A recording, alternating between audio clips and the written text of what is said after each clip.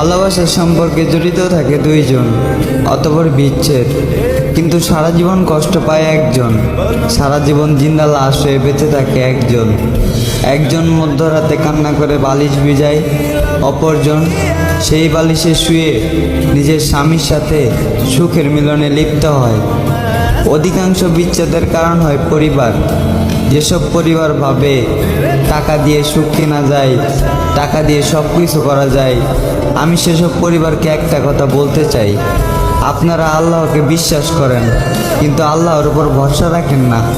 আপনারা কি জানেন না, আল্লাহ যদি কপালে সুখ না দেয়, লক্ষ কোটি টাকা দিয়েও সুখ কেনা যায় না। এবং তোমাকে একটি কথা বলতে ইচ্ছে করে, তোমার থেকে খুব জানতে ইচ্ছে করে, মানুষ কতদিন বাঁচে বলো? মানুষ তো আর বেশি দিন বাঁচে না।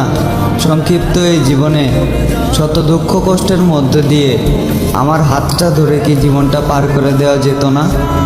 আমাকে তুলনা করা হোক তোমার বাবার সাথে।